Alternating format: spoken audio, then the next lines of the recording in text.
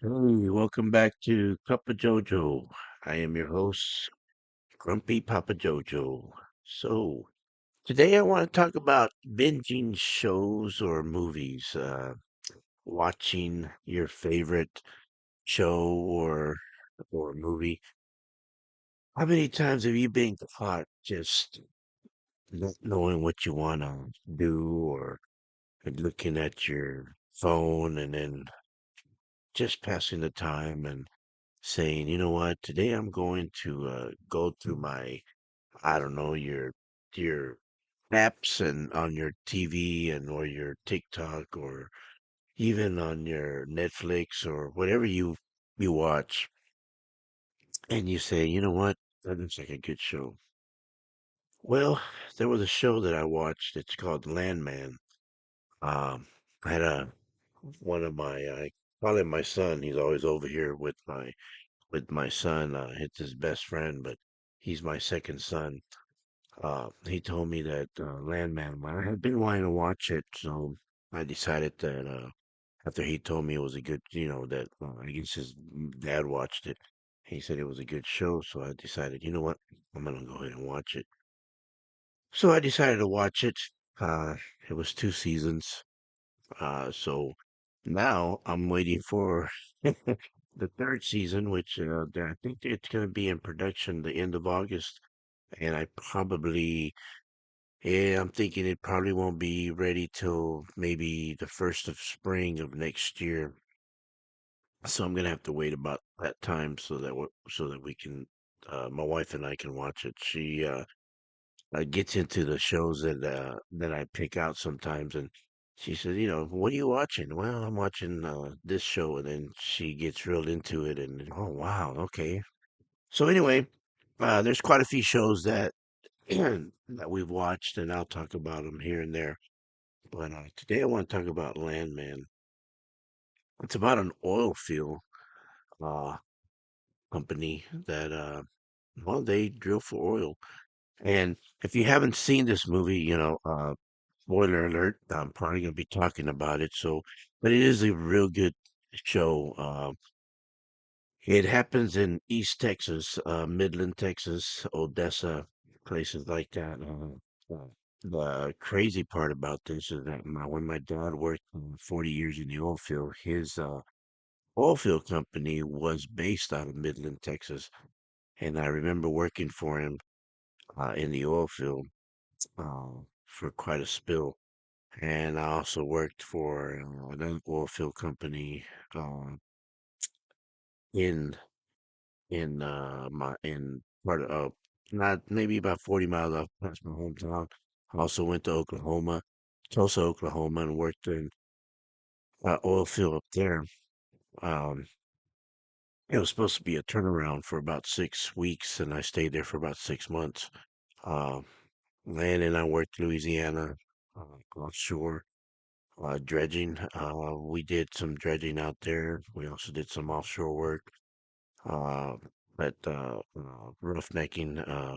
I did lot of oil field work with my uncle. Lived in Sulphur, Louisiana, so I worked there for a while. Lived in Sulphur with him for a while, Sulphur, Louisiana. Um, we worked the dredge. Part of the dredging was part of the Mississippi River, where we cleaned out the river and made it wider so the ships could go through there. Oh, that was a lot of fun. 2 weeks on, 1 week off. When I was working there, sometimes I had to work the 5 weeks because my uncle would volunteer me for the week off that I had when somebody wouldn't show up. But it was like, why not? You got paid pretty well, so I couldn't complain. Uh, this was back in the early 80s. So I worked there and I had a lot of fun. It wasn't easy work, but I had a lot of fun making that money. It was good money back then. Um, right before the oil field went down in 1985 for a spill. No pun intended. But excuse me, I was watching this show, Landman, and it's a show that has a little bit of everything.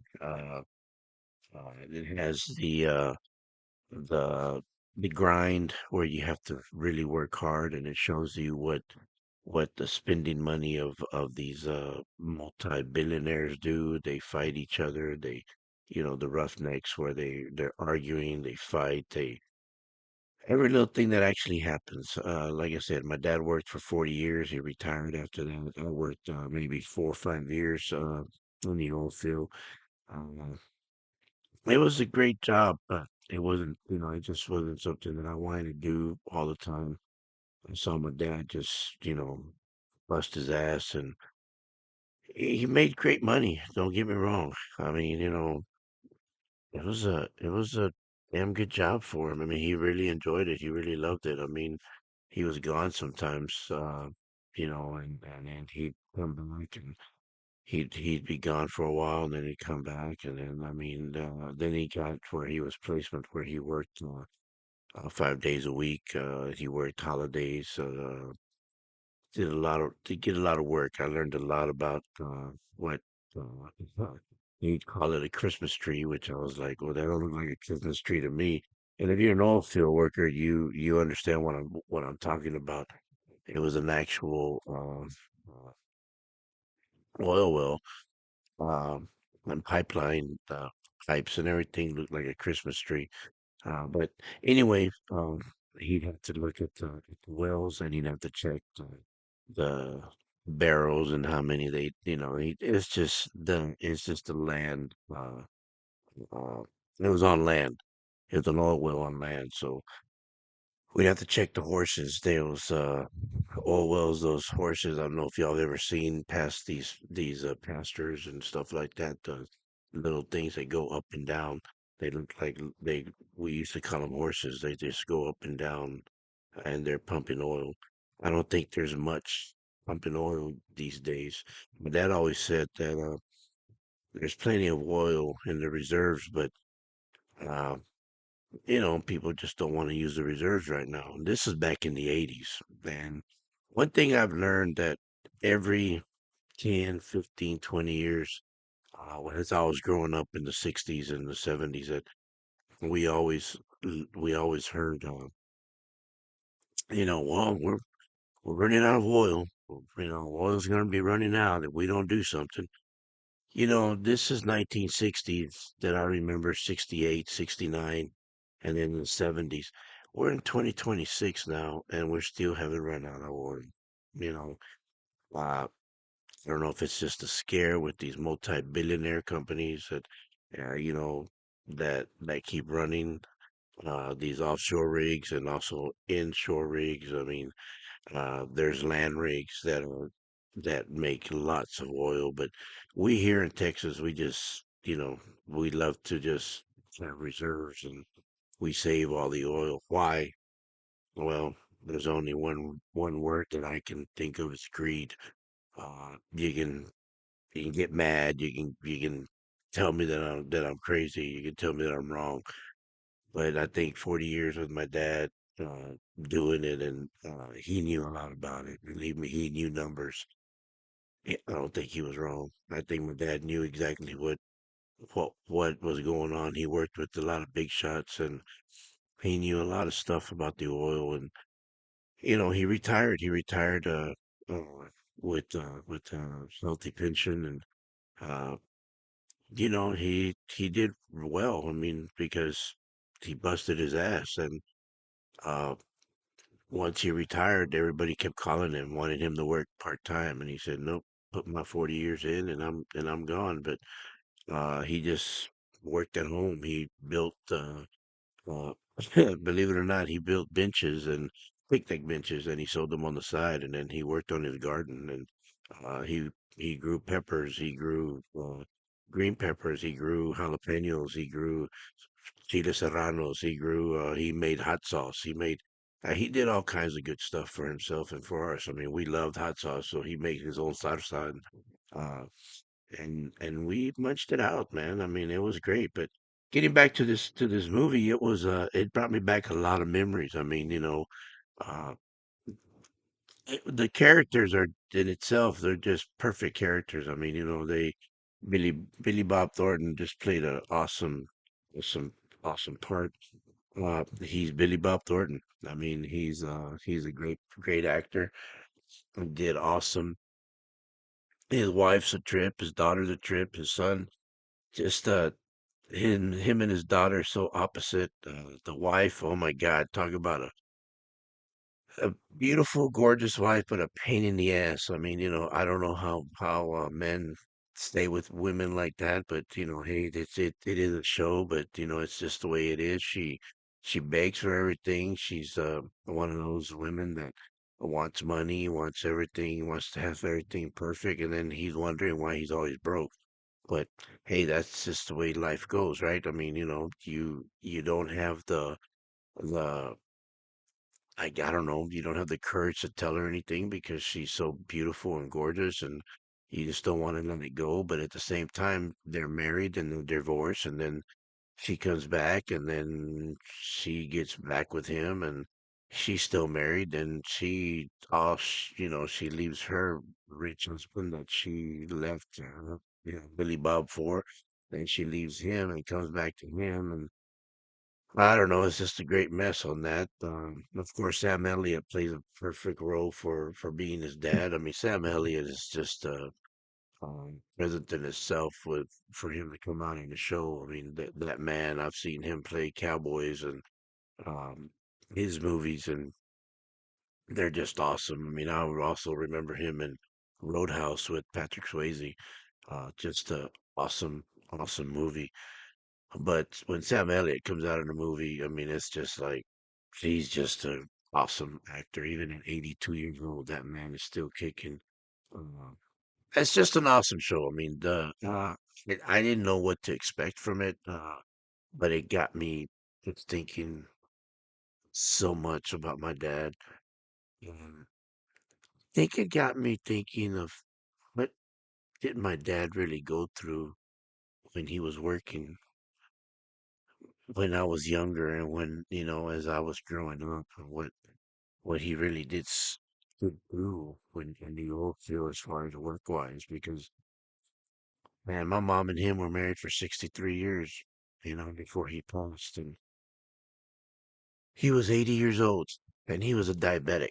When my dad working as a diabetic in the oil field, people use that as a tool not to work, they use it as an excuse and my dad I remember him shooting insulin every morning before he went to work, and we eat breakfast because he had to eat breakfast before because of the insulin. And I remember him shooting it in his stomach, in his thigh, on his arm.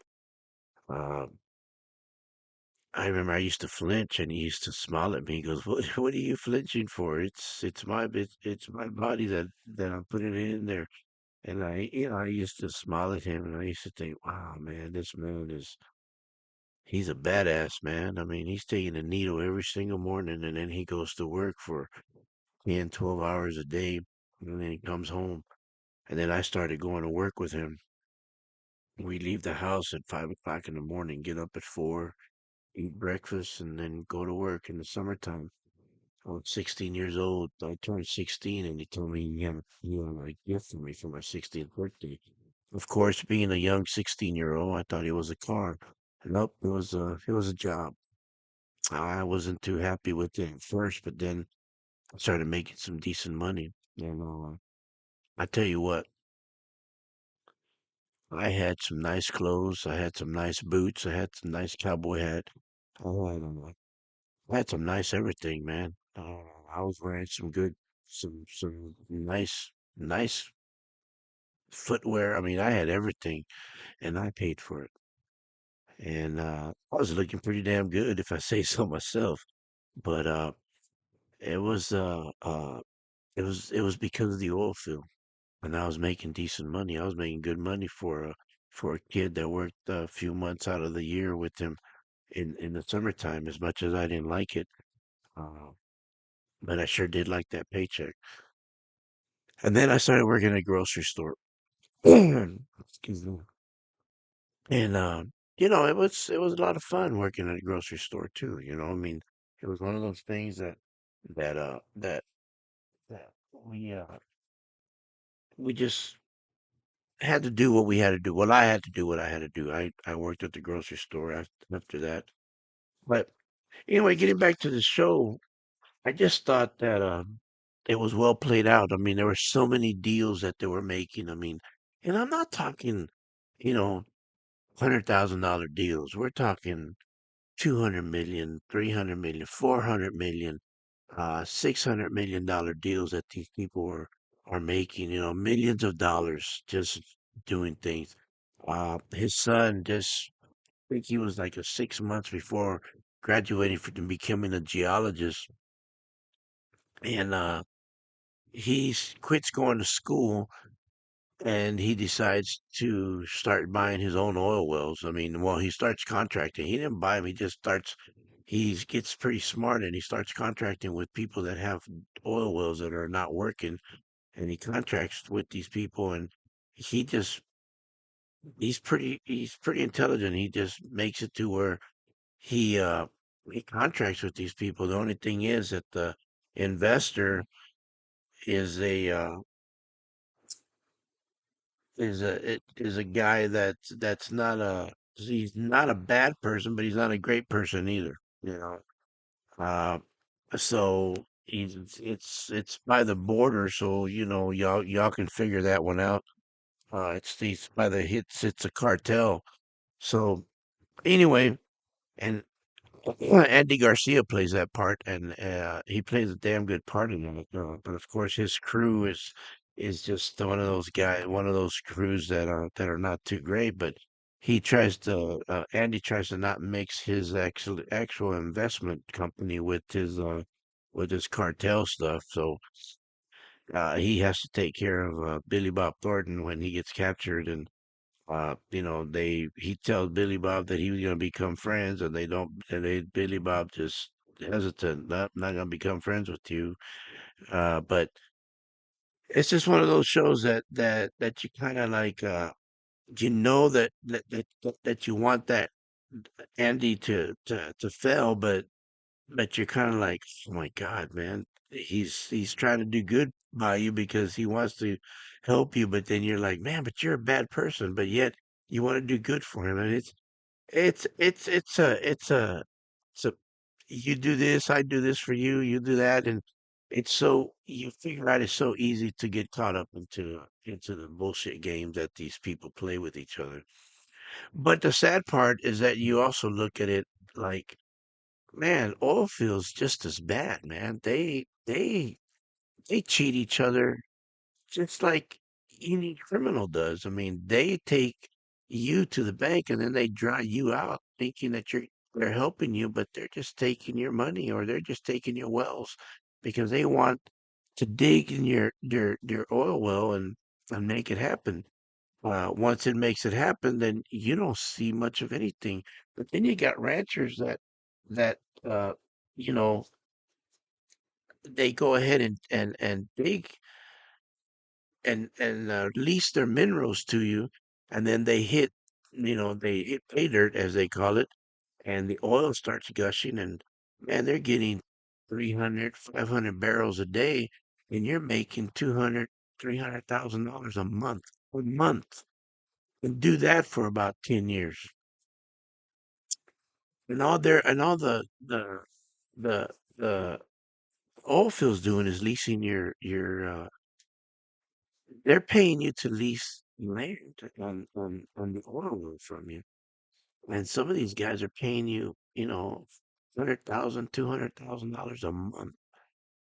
I'm like, wow, man, that's a lot of money, man. I mean, shoot, I felt like going back to my backyard and start digging up a oil well down back here.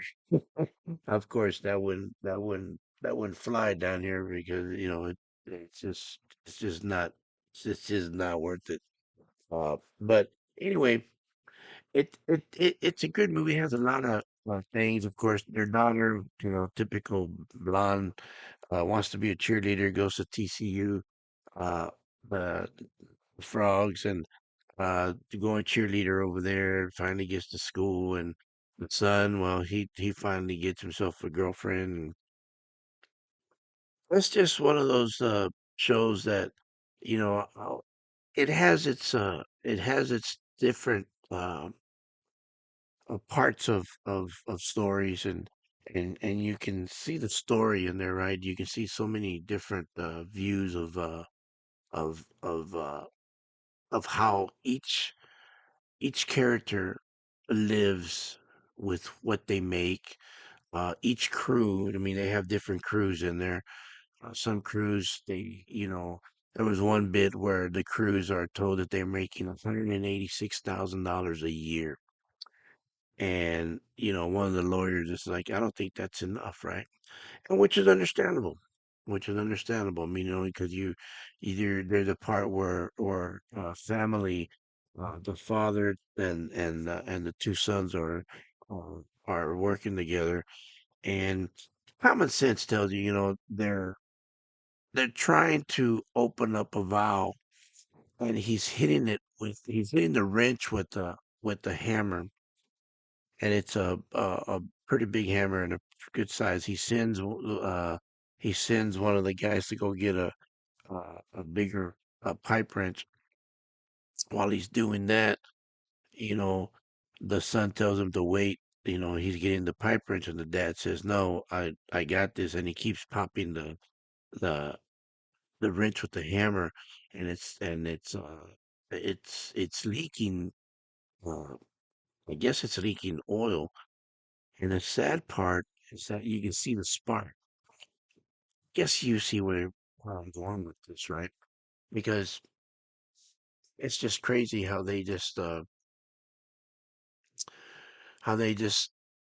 keep hitting that and it blows up. It kills them all.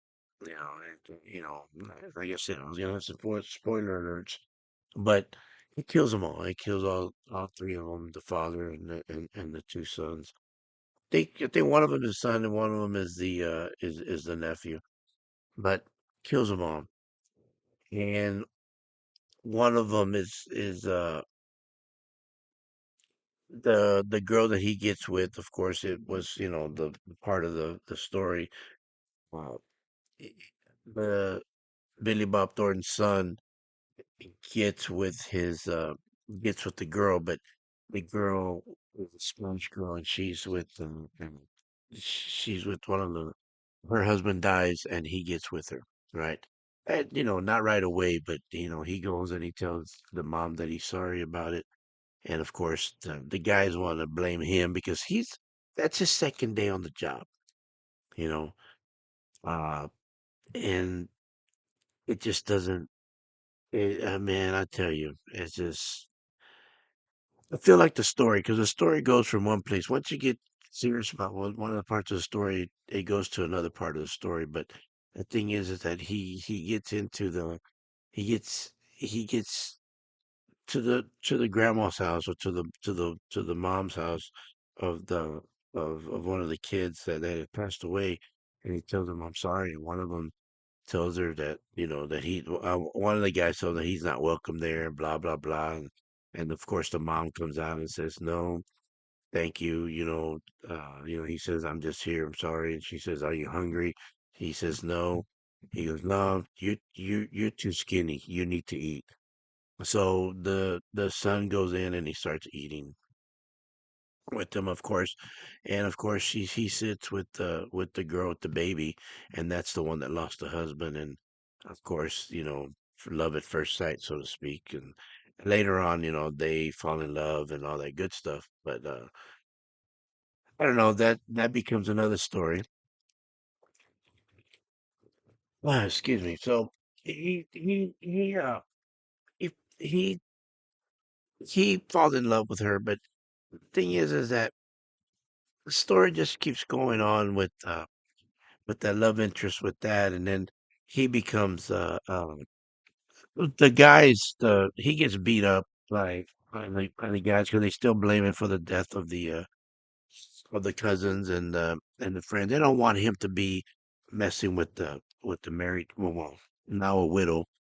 They don't want him to be messing with her, so the guys get together and they just beat the hell out of this young kid. And I mean, that doesn't fare too well with Billy Bob. So Billy Bob goes into into their camp, just wails on these kids. I mean, on these guys, and just, I mean, just takes them to, just beats the hell out of them.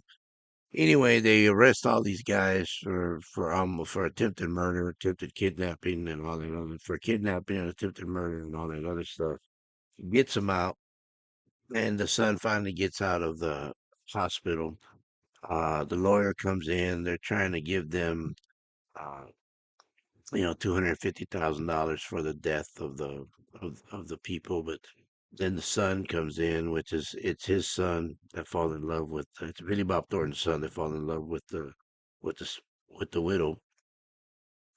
So then what he does is that he reads the paper and he says, "No, I think they need to get more than that," and they get mad at him. They start trashing him, and they're trying to make him feel like he's guilty. That it was his fault that the people died, the explosion, and he's like, "How can it be my fault? I just went to go get a wrench.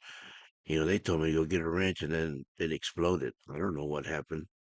They know what happened, but the fire was so bad because once the rig exploded, I mean, just burned, and it burned everything. I mean, it disintegrated the whole, well, obviously the bodies and the evidence of how it happened. Of course, Billy Bob's been there for over 30 something years. He kind of figured, while they were probably hitting a wrench with the hammer and the spark it out and it blew it up. And, you know, that's something you don't do. And I remember that clearly, that you don't do stuff like that.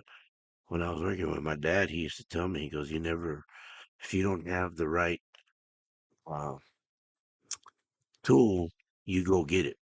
You don't use a hammer. If there might be a gas leak, there might be something. You don't smoke cigarettes. You don't light a lighter or a match anywhere around these oil wells or tanks or anything like that because you just don't know. You want to smoke, you smoke somewhere else. If you're gonna smoke, if you're gonna light a light, whatever, because you just don't know. And that was just the safety rule, right? But it happened, and it's part of the show. You gotta have some drama in there, I guess. And that was very dramatic. And of course, the lawyer tries to tell him that this and that, and like the kid doesn't back down. He's very quiet. He's very, you know, yes, ma'am, no, ma'am. He's very polite. He's very totally different from Billy Bob. Billy Bob's cussing and telling people off. He tells the sheriff what to do. I mean, the man has been around Odessa for so long that and I mean in Midland, that he practically runs that whole damn town. Uh, there's a place called the Plats, which is a bar that everybody goes to and everybody knows him there. So it's just one of those things that everybody knows that man.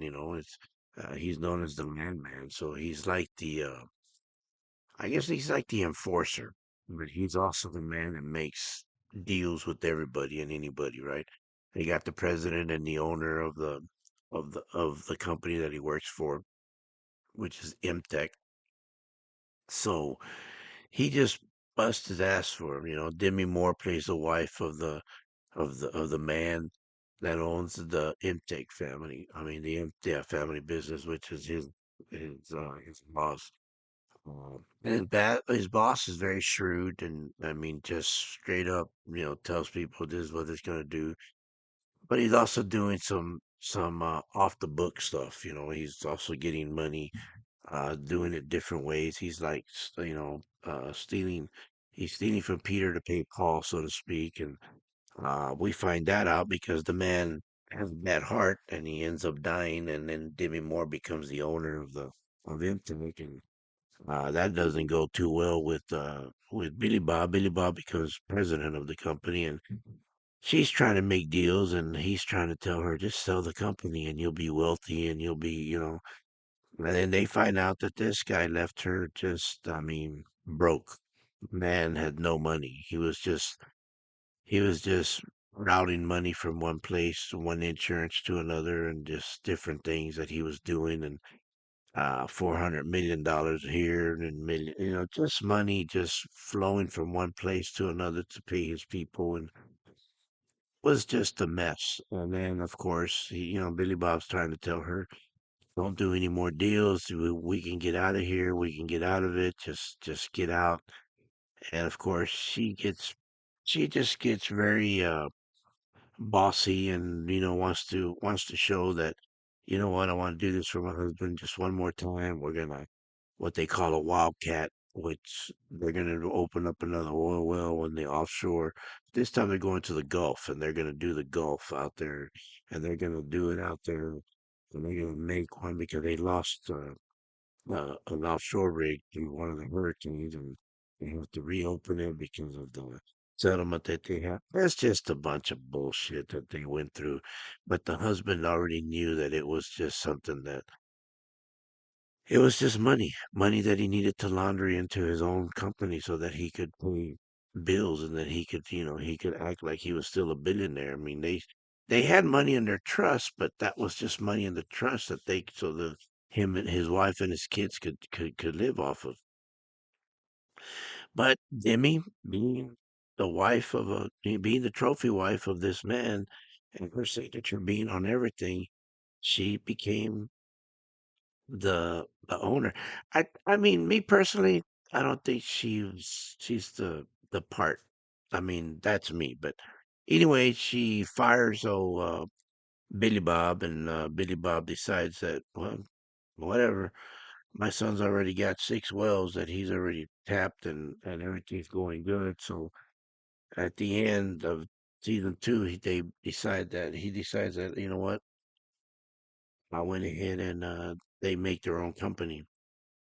Uh, that's all in a nutshell that happened. I mean, I'm sure I'm missing so many things because a lot of it is with his dad. I mean, his dad and him hate each other. There's so many things about him and his dad and his mom.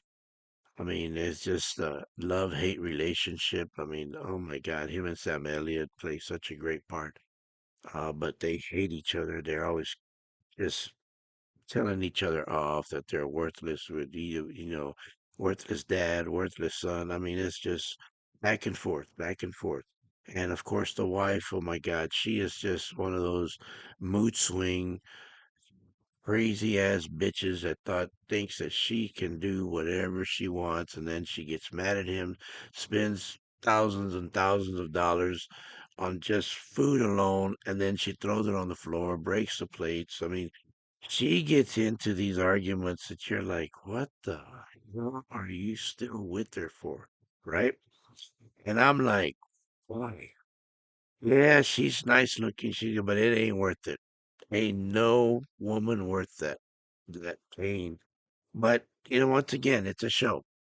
And y'all women can get mad at this. I really don't care. I'm just saying that if you're gonna act like a clown, then you need to be in a circus, because that is just ridiculous. Same thing with men. If you're gonna act like a clown toward women, you need to be in a circus. Y'all, I don't understand that. I just don't get it. I don't care how much money you make. I don't care how much money you don't make. You don't need to be treating each other like disrespectful to each other. If you do, you don't need to be with each other. I don't care at the end if you're looking at each other and saying, well, I really do love you. I really do love him. I really do love her. No, there's no. There's just no, I just don't understand that. I just do not understand the reasons behind couples that stay together when they fight every single time, when they hate on each other. And I'm talking on a daily basis. What kind of life is that? Anyway, that's for another story, but that's what that story was about. And then the daughter is just a sweetheart. She is not the sharpest tool in the shed, but I mean, her character, but she has a golden heart. The son and her her brother and her are always fighting. She's always telling her brother off. Her brothers and her, I mean, they're siblings. They're always at each other's throat. When they see each other, they don't see each other too often. The mom loves the son, of course. They loves the daughter, of course. She cries so much when the daughter goes to college. Of course, who doesn't, right? But my thing is, it's just so crazy that uh that there's such a dysfunctional family, and the thing is that they live in a house where it's an office slash house where an attorney lives with them, another worker lives with them, and then she just walks in and just decides that she's going to use her husband, the one that she's married to, uh, throw all the furniture away and buy new furniture, and spends a crap load of money on that furniture like it was nobody's business, and she just throws it away. She just walks in and makes it her house, and I'm like, why do you let her do that? But hey, once again, that's part of the show. I don't understand why, but that. And then every night it's a different theme for her. The cooking, Italian, Mexican, pirate. I mean, and they dress up for that occasion. I don't I don't get it. I don't you know they do. I, I don't know. She made fish fry. She made uh uh crawdad. I mean, she made crawfish. She made all that good stuff. Catfish. She made uh I don't know. She made Italian foods, Mexican food, Spanish, German. She made oh man, and they would dress up like that. And Billy Bob, of course, would be like, I ain't dressing up for this shit. I ain't gonna be doing that. And then they get into an argument, and they rarely ate food. And I mean, she'd spend,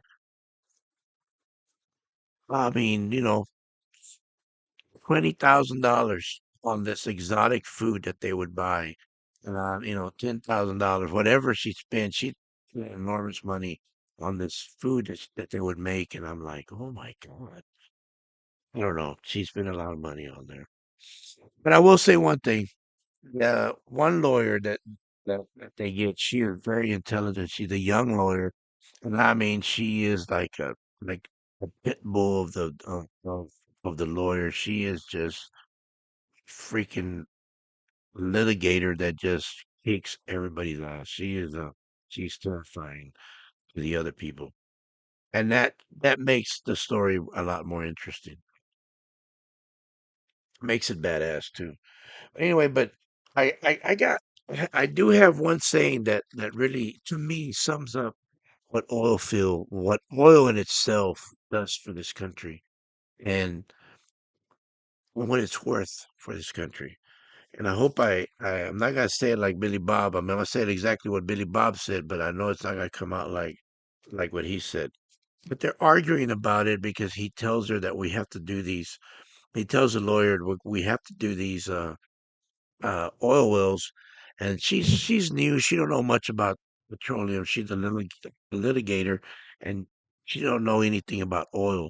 And she tells him, "Well, I don't think I'm very I don't think I feel right fighting for something that can hurt the environment or something like that, that she don't really appreciate doing it, right?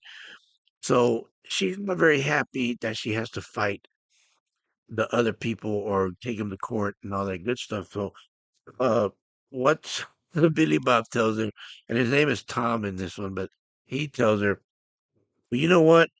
Great grandfathers built a world that runs on this shit, which is the oil, until we find something else we have to feed it or the world stops. And I thought that was pretty clever. I actually stopped the actual show and I wrote that down because, I think about that and I think, oil has been in our lives for years. I'm 63 years old and I remember my dad working in the oil field when I was young. And I remember, 60s and 70s. And then now I think about it even more, and it's been over 63 years that oil has been around, and I know it's been around a lot longer than that, right? So every freaking 20 years, 10, 15 years, people, these oil field people, the government always says, "Well, no, we're running out of oil. We're not running out of oil, people. I don't care how you look at it. We're not running out of oil. We have reserves. We have oil, especially here in Texas. We have oil up to ass. And I don't care what you say, what you think. My dad always said, we don't have oil. I mean, we're not losing oil. We have oil. The only thing that we don't have is the people that to work it a lot of times because it's hard work. It's a lot of hard work. A lot of people have died drilling oil. And the oil owners, the people that own the oil wells and that have make the billions of dollars on it, they don't give a damn. They don't care. They don't care about the families. They don't care about who gets hurt. All they care about is how many barrels is it pumping and why isn't it pumping? And if it's broke, why are you not fixing it? And how much is it going to cost to fix it? Or if it's not pumping oil, if it's only pumping less than 100 barrels or less than 50 barrels, then what do I have to do and how much money they're going to cost me? And how much am I going to make if I do fix this? They want it to go as long as it goes, as long as it wants to. And can you fix it in with minimal cost?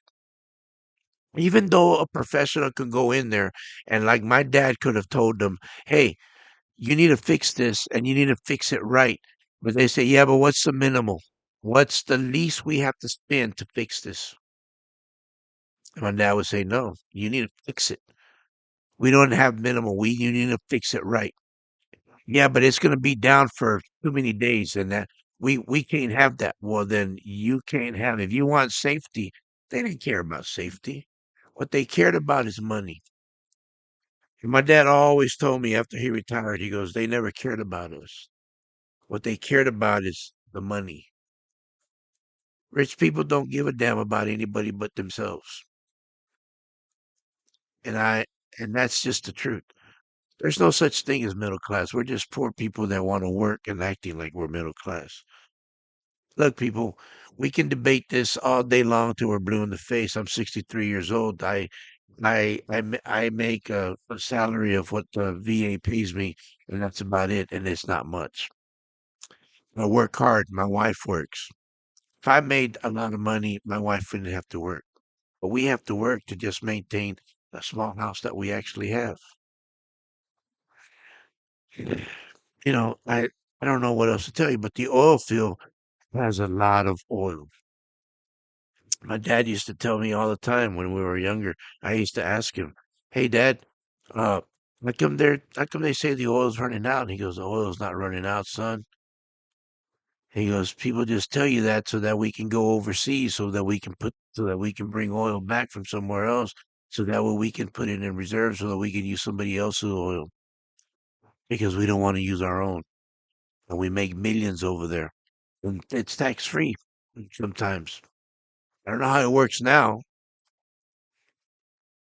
but the thing is that that's why they pay. When I was working in the oil field back in the day, I was making $18 an hour. Yeah, that sounds like nothing right now. But back in 80, 81, 82, when you're making $18 an hour and you're working 84 hours to 100 hours a week, you can put that to the calculator and you can multiply the double the time and a half on that. That's not a bad paycheck. And then sometimes you worked on a holiday and you got double paid, double time and a half. And that's not bad either. But, can you imagine if we're making that kind of money, how much the oil field the owners were making? There's a lot of money to be made. I mean, and I understand that. And I know they go up and down. The barrel goes to 100, the barrel goes to 112, and then the gas goes up. we we just don't get a break. Even if the barrel goes to, they want the barrel to be at anywhere from what is it? I think it's 60 to 80 to $89 a barrel, and they would be happy with that, or 70 to $89 a barrel. That's how much they want it to be, so they can be happy about it. Not sure where they want it now, but I know that if it goes higher than 100, it's not good for us. But you know, depending on how many barrels of if you're making, some of these oil wells are making 500 barrels a day. It's a lot of money day. And if you have thousands of barrels, 100,000 barrel, I mean 100,000 oil wells making an average of 500 barrels a day, it's a lot of oil. Yeah, some of them are not even pumping, but it's because they haven't gone deep enough anymore, or they've already dried it. They don't take it off, and they just have those oil wells just there because it costs money just tear them apart. They don't want to spend money to fix them, and they don't want to spend money to tear them apart because it's money. Man, the old saying, rich people did stay rich because they don't want to spend money, and when they do become rich, they don't want to spend any money on you. That's just the way it is. That's just what life is all about. Yeah, we call ourselves middle class, but we're not. We're just people that work our fingers to the bone just to try to make it. And nowadays, it's even harder because everything keeps going up. Everything, gas, food, produce, eggs, I mean, clothes, everything that we have right now is going up. TVs, computers, laptops, I mean, school, everything. My son's going to college and it's costing us. And even him has, he works. He works to help himself out. He works to pay in college. He works to pay, he even helps us every once in a while. I tell him not to because he's not here to help me. I'm here to help him. But sometimes it's hard because he sees us that we struggle sometimes. And I wish we weren't. But, I wish I could go get a job at the oil field. But man, I don't think I could do anything in the oil field right now. It's a dangerous job and it's a hard job. And I commend everybody that works in an oil field. Man, God bless you. And I hope that you take care of yourself. And I hope you're careful every single day. And I hope you make it back every single day. Because people don't understand how safety is one rule that they need to keep. Because these guys wake up in the morning, and I mean, they wake up early in the morning. Some of them wake up at 4 o'clock, 3 o'clock in the morning just to get ready to drive to wherever they have to go to. And then they get up and then they have to go and check the oil wells, check gauges, check oil, water and oil, if it's mixed together, they have to go in there. They have to put chalk on some of these tapes and pour it down these tanks and make sure that the water's not mixing with the oil. Make sure that it's pure crude oil in there. And don't even get me started on refineries. When I was a boilermaker, we had to put trays in there and those big towers. That's what they do. They refine the oil. All crude oil being refined through those trays. I used to make those trays. I used to have to go up there, and I'm talking what 80 to 120 feet up in the air. Yeah, inside. You have to put those trays inside, and those trays, once you put them together, you got a maybe 24-inch that you have to go through. And Boilermakers know what I'm talking about. If you've ever worked in a refinery and you know those round things that you those big old high towers, those are what they call refineries. But as a Boilermaker, we used to go in there and I had to go in and make make the trays in there. I had to put them in there. So it was a new one, but we had to take care of that place first. We had to make sure it was sandblasted and all that good stuff, and then we had to get out of there. Uh, we had to just clean it all up, and then after we sandblasted and everything, we had to make sure that it was ready to go. And then once it was ready to go, I went in there and I had to put the trays in. And there's certain ways you have to put the trays in. The first one was always the hardest. Tell you, the oil field, then you know when my dad worked with oil field, he worked with oil field that was gas and oil. So yeah, the danger is always there. So yeah, this movie was very inspiring, but at the same time, it's very scary because it got me back to thinking. You know, people have died in a lot of um, in so many of these jobs. I mean, yeah, this is the show. I mean, you know, Billy Bob Thornton, all the people that play in in this part. Uh, he's the main actor. I don't know what's going to happen to him. I mean, you know, we'll be waiting for season three, but uh, it's a damn good show. I know I've told you a lot about it. The first two seasons. Uh, I saw it on Parliament, uh, Paramount. Excuse me. I saw it on Paramount, and but it, it's awesome. It's an awesome show. I think it's an awesome show, but it has a little bit of everything. You want love, you you want hate, you want uh, drama, you want everything. Uh, you want women, you want fighting, you want shooting. Uh, it has it.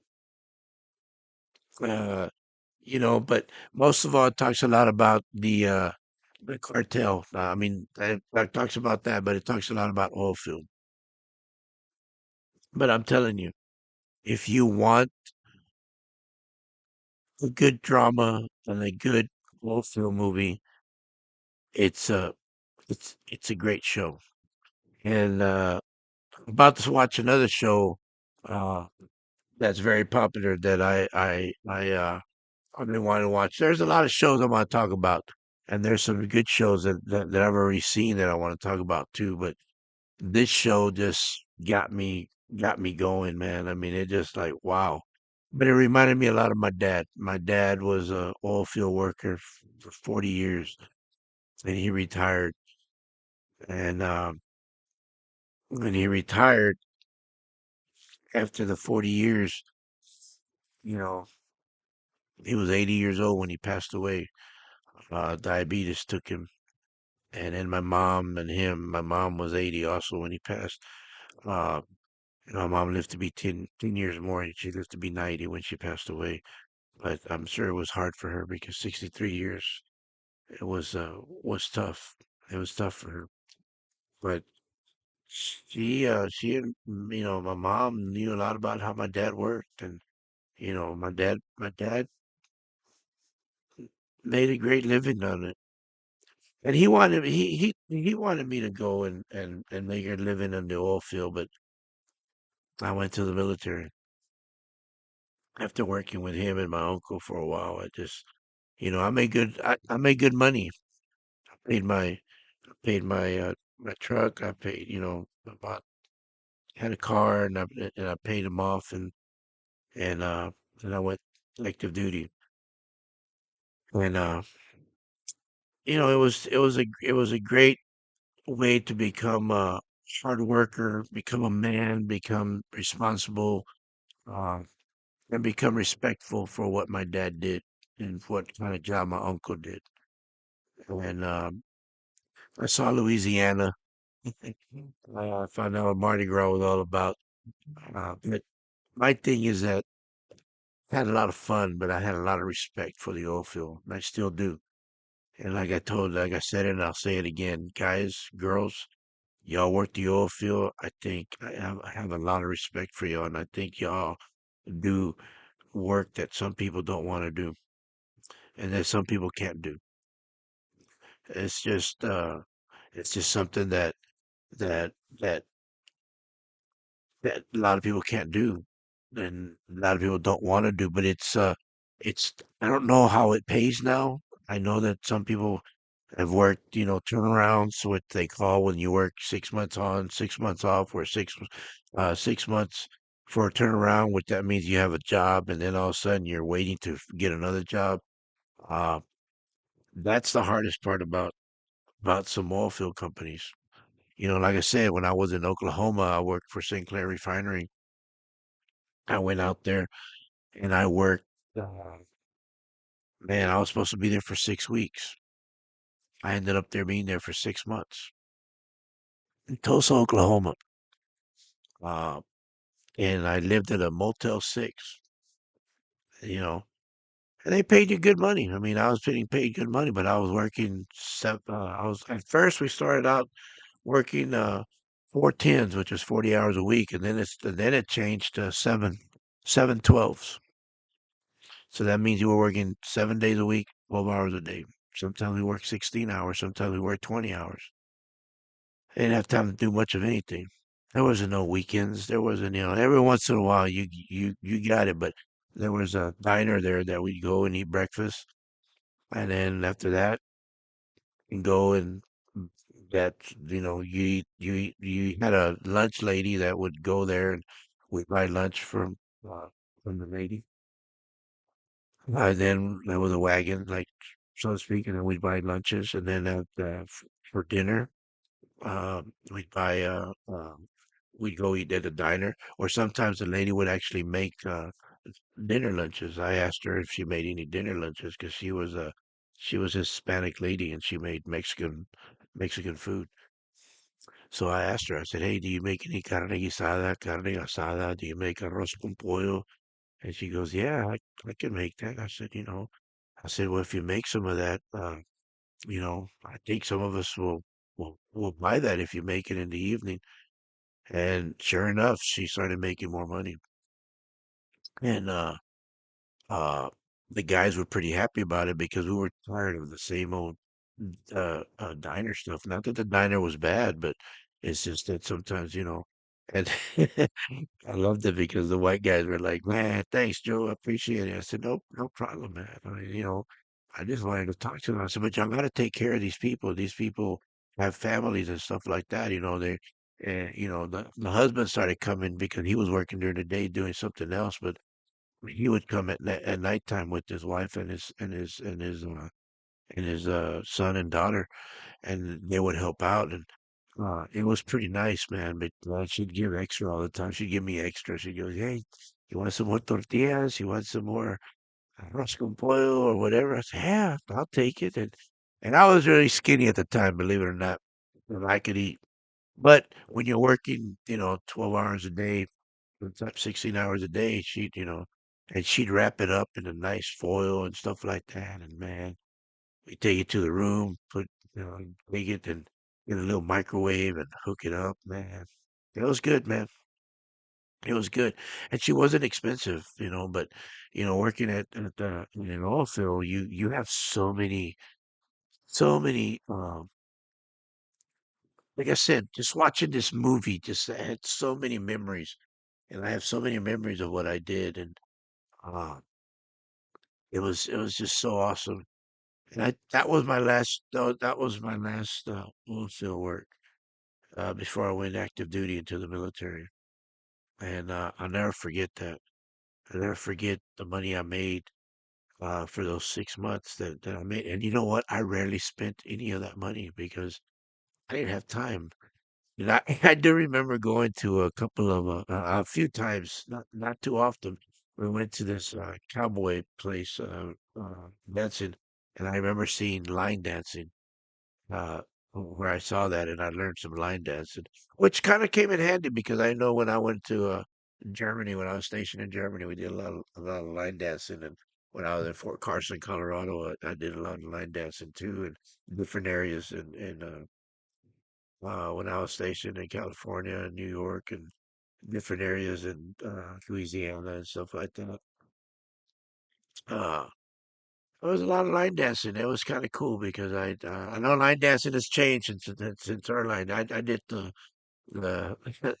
I guess the common line dance. The Now they do all kinds of hopping and stuff like that. But it was pretty cool.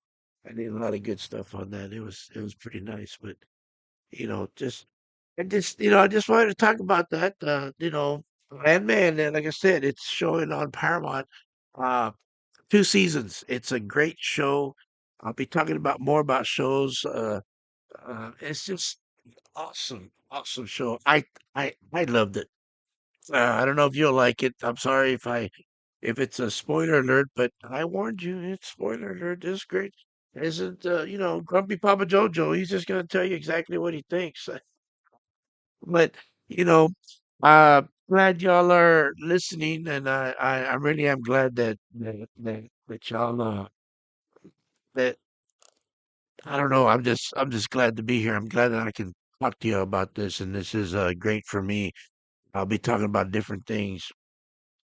Be talking about what I like doing. I like fishing, man. I tell you what. I wait till I tell you some of my shark fishing stories. Uh, Wait till I tell you about some of my offshore fishing, catching snapper and some shark out there. Had a lot of fun doing that. But I tell you what, man, if y'all want to, ladies and gentlemen, if y'all want to see a good movie, Landmark is a good show. If y'all want to watch that. Movie wise, I've seen, well, I got a lot of movies that I've seen.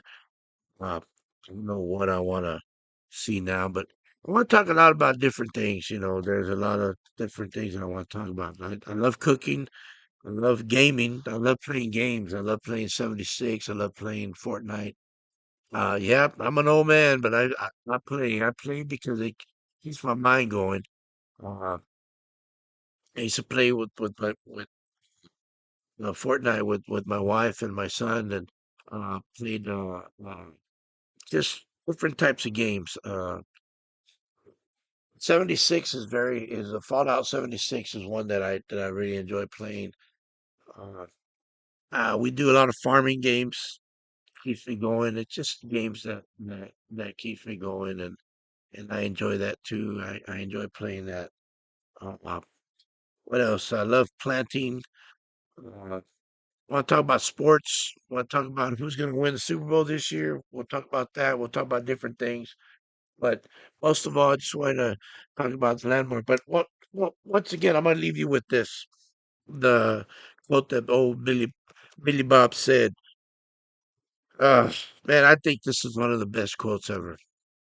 But I think oil field really is something that I don't think it's ever going to go away.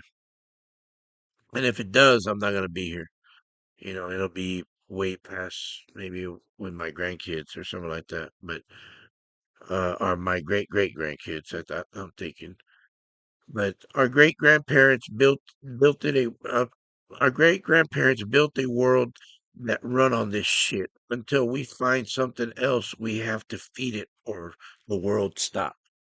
And I think if we don't if we don't keep drilling, and if we don't keep using oil for right now, the world will stop, because we use it on our cars, we use it on even drilling just gas. I mean, gas and oil is something that we use no matter what. I mean, uh it's gonna keep on using it. We're gonna keep on doing what we do. Why? Because that's what we do. And I don't know what else to say. I mean, the oil field has always been one to how do I say it? One to be around for always. But yeah, I mean, I don't know what else to say about the oil field. I mean, there's just so much. There's a lot probably that I missed out on. But you know, if y'all have any comments about the oil field, hey, please share them. I know I'm 63 years old, but I'm sure I can still learn from y'all. And I'm not afraid to learn. This old grumpy man is not scared to learn from anybody. So if y'all have anything, hey, feel free to share and feel free to comment. If you have any shows that you recommend me watching, hey, please. let me know. I would love to watch any shows or any movies, and we'll talk about it. Okay, that would be great for me, and then so that I can talk about them, and then more I can watch them. Give me something to do. You know, uh, other than everything else around the honeydews that I got to do around here. Which reminds me, I got to cut the grass now. But anyway, as always, this is Grumpy Papa JoeJoe for the Papa JoeJoe. Anytime, anywhere. Join me on my next broadcast, and I'll talk to you later. And as always, we'll find a way. And I know we will, and you will too. Till next time, love you.